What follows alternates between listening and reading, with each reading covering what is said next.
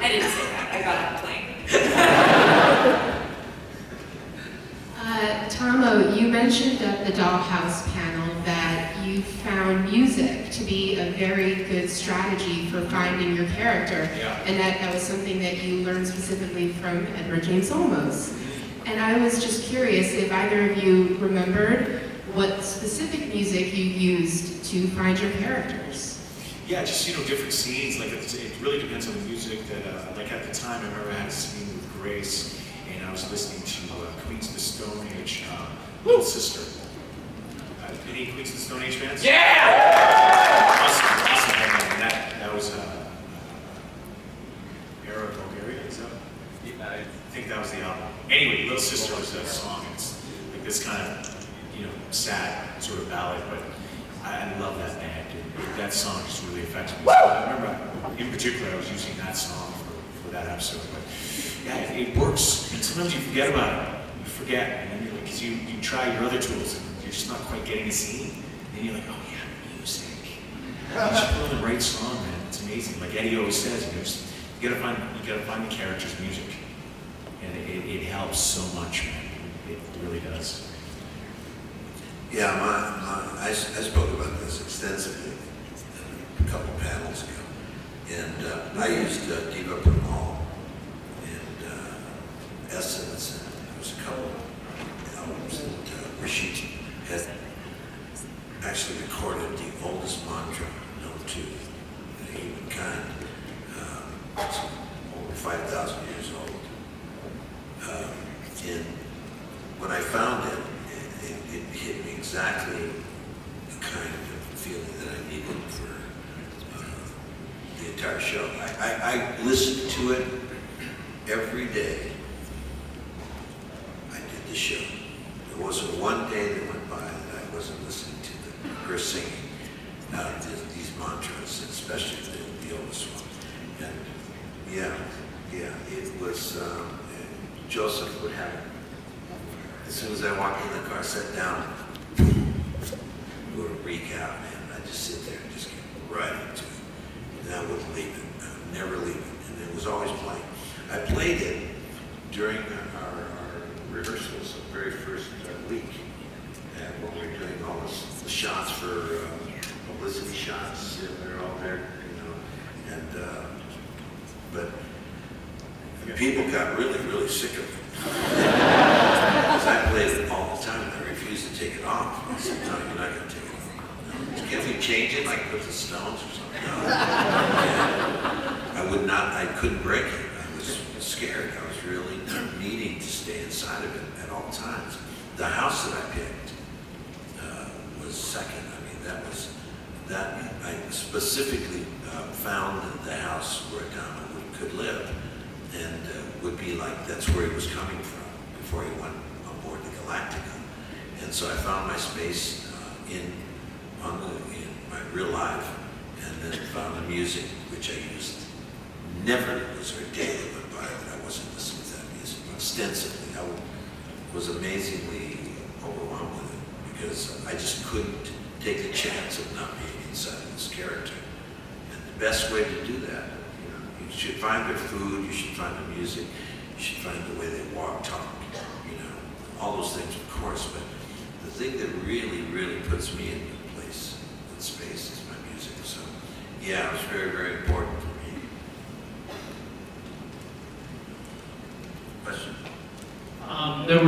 This question is for everyone. There were so many amazing characters on Battlestar Galactica. Were there any that you would have liked to have seen your characters interact with more, and why?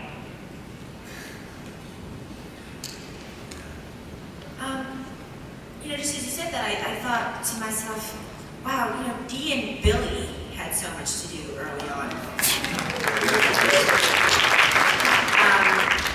was sad. Why didn't Dee and Tori ever talk? Why didn't I ever have any kind of interaction with Tori on the ship at all? I never saw Tori. It's true. But the cast was so big, and unfortunately, it's amazing the duration we had, but it would have been nice to have a couple more seasons because I never got to work with so many of the actors that I wanted to. James Callis is a dear friend of mine, and I love his work, but I barely worked with him. I worked with, you know, a quick scene in the miniseries and then a couple little pops here and there. I wanted to Throughout the see. entire show. I wanted to see more of our friendship because we had a couple of moments that spoke to the fact that we actually were very close. Hilo and Duella were very close friends Short on little this scenes ship, which they touched on, but we never got but to. we never actually got to see them hang out. Yeah. Yeah. Richard? You know, I'm curious. First of all, you mentioned Billy, right? Anybody know what happened with Billy? Did anybody ever talk to Billy afterwards and find out how he felt about leaving the show so early? He went to another show. Oh, he did? Yeah, he did. Yeah, he's a brilliant actor. That kid is really good. He's really good. Paul Yeah, Campbell. really good. Paul Continues to Campbell. be. Paul Campbell. Yeah, he's a sweet guy, man. He said he's happily married. I think he's had a number of pilots that haven't worked on, but I think he's been getting the work that he should do. He's very good. He's very quick-witted, and he's very good at that comedic thing. Yeah. That's kind of that's what he wants to That's do. what he wanted to do. And that's the kind of work he's been getting recently, I think. So he's doing quite well. I saw him and his wife recently in Vancouver. I think they moved back from LA to. Well, the only thing, I mean, I got to work with, you know, Mary McDonald and Edward Olmos and Katie Sackhoff and a lot of really wonderful actors, but I always wanted to have Zarek and Rosalind get into a relationship. I always thought that would have been interesting, you know, if she was in love with him and having this thing with me. It would have been such revenge, you know, it's just, You would have went out the airlock a lot.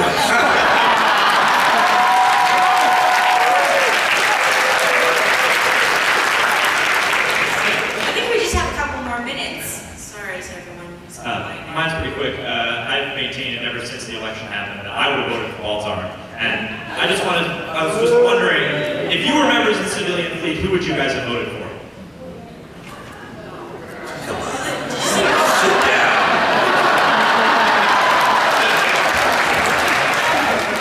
I know you voted for Mitt Romney. I got it.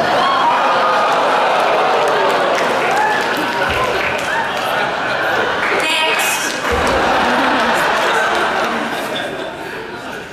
I just want to say one of the things I loved the most about the show was how morally ambiguous so much of it was, and that they didn't kind of shy away from that. And I was wondering if there was any moment you particularly felt proud or ashamed of, or not ashamed, but upset about because of the moral ambiguity you were dealing with.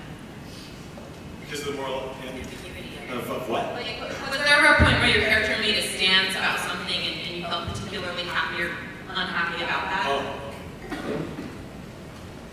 I mean, I've said it before when Duella spoke to me before he went to trial about the state of the system. You could see that she had,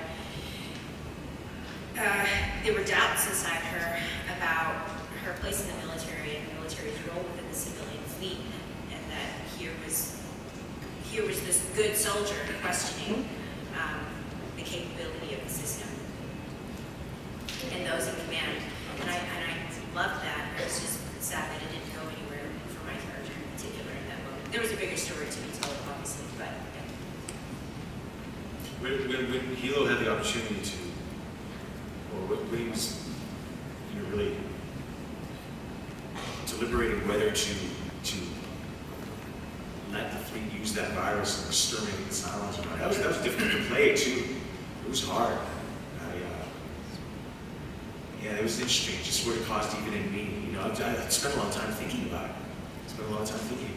It's